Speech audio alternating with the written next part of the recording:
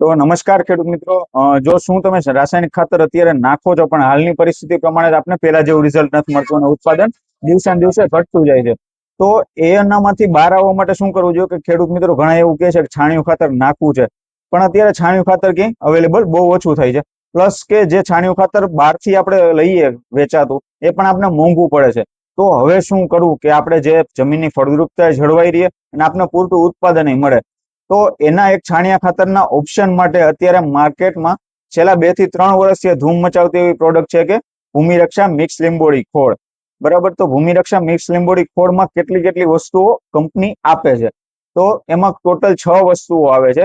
એક લીંબોળી ક્રશ, એક કાજુનો ખોળ, કરંજનો ખોળ, મરઘાનું ચરક, બરાબર, તમાકુનું દળ અને એરંડીનો ખોળ.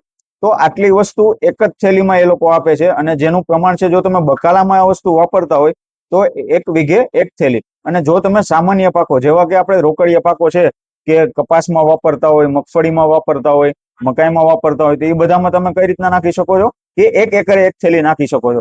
હવે આના ફાયદા કેટલા કે છાણિયું ખાતર નાખશું અને ભૂમિરક્ષા ખોળ નાખશું તો એનો ફાયદો, એમાં નુકસાન કેટલું થશે, ફાયદો કેનો થશે.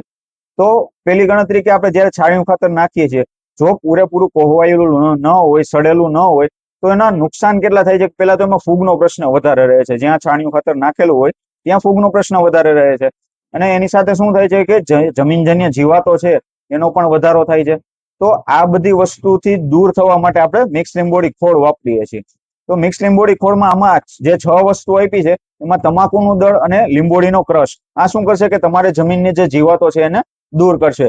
બીજી વસ્તુ એ કે જેમાં એરંડીનો ખોળ છે એ જે જમીનજન્ય ફૂગ છે એમાંથી આપણે રાહત આપશે. પછી જે કાજુ છે, બરાબર, એ કાજુ અને આપણે જે કરંજ છે એ બધી વસ્તુ શું કરશે કે તમે જે માઇક્રોન્યુટ્રન્સ છે, જે જમીનમાં પોષક તત્વો છે એ પોષક તત્વો અપાવશે. મરઘાનું ચરક એ પોષક તત્વો અપાવશે. તો આનાથી આપણે ફાયદા કેટલા થશે તો કે આપણે જમીનજન્ય જીવાતો, જમીનજન્ય ફૂગ અને પ્લસ ન્યુટ્રિયન્ટ, આ 3 વસ્તુ આપણે મળશે. અને જો આપણે છાણિયું ખાતર નાખશું તો ફૂગ આવશે, જીવાતો આવશે. પ્લસ કે જે ભૂમિરક્ષા ખોળ નાખવાથી બીજો એક બેનિફિટ એ થાય કે જમીનમાં કાર્બન પર્સન્ટેજ વધે. તો ધીમે ધીમે આપણી જમીન ફરીથી ફળદ્રુપ થઈ જશે અને જે પેલા ઉત્પાદન આવતું હતું એના જેવું ઉત્પાદન પાછું સ્ટાર્ટ થઈ જશે. બીજું વસ્તુ એ કે જે જમીનની ભેજ સંગ્રહ શક્તિ, અત્યારે ઘણા બધા જમીનની ભેજ સંગ્રહ શક્તિ ખૂબ ઘટી ગઈ છે. તો એ પણ એક સુધારા માટે આપણે મિક્સ લીંબોળી ખોળ નાખી શકીએ છીએ.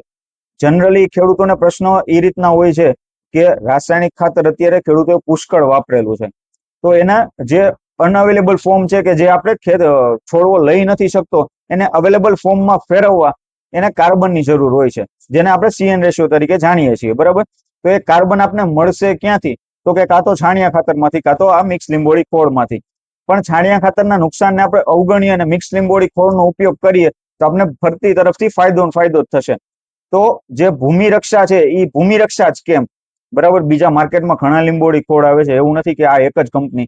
પણ અમે જ્યારથી જોઈએ છે છેલ્લા 3 વર્ષ થયા, જે એ લોકોની ક્વોલિટી હોય છે, બરાબર, કે એક તેલ વાળું આપે છે આપને, પછી પ્યોર ફોર્મમાં આપે છે, ભૂકો જે છે એમાં ધૂળનું મિક્સ સાવ નથી આવતું. બરાબર, અને જે કંપની છે એ પણ જે ખેડૂતોની જરૂરિયાત મુજબ પોતાની પ્રોડક્ટને વાળે છે. મેઇન મુદ્દો એ કે આજે અમે એક ફરિયાદ કરી કે જે ભૂકો હોય છે એ આપણે ખેડૂતોને વાવવામાં તકલીફ થાય છે. તો આ વર્ષે ભૂમિરક્ષા જે છે એ દાણાદાર ફોર્મમાં પણ બધા ખેડૂતોને મળી રહેવાનું છે. આ એક ખેડૂતો માટે એક ખુશખબરી છે કે ઘણા ખેડૂતોને તકલીફો એ હતી કે વાવવામાં સરળતા નથી થતી. બરાબર, તો જે ભૂકાના ચાહકો છે એ ભૂકો વાવવાના છે. અને જે ઓયણીની તકલીફો જેને હતી કે ઓયણીમાં આપણે દાણાદાર ફોર્મ હોય તો વધારે સારું, તો એમના માટે દાણાદાર ફોર્મ પણ લઈ આવ્યા છીએ. તો ભૂમિરક્ષા શું કામ વાપરવું એના મેં તમને માહિતી આપી દીધી, અને ભૂમિરક્ષા જ કેમ વાપરવું એની પણ મેં તમને માહિતી આપી દીધી. તો આ વર્ષે જો તમારે ભૂમિરક્ષાની ગણતરી હોય તો તમને સ્ક્રીન ઉપર નંબર અત્યારે આપેલા છે, એ નંબર ઉપર ફોન કરજો અને અમને સંપર્ક કરજો.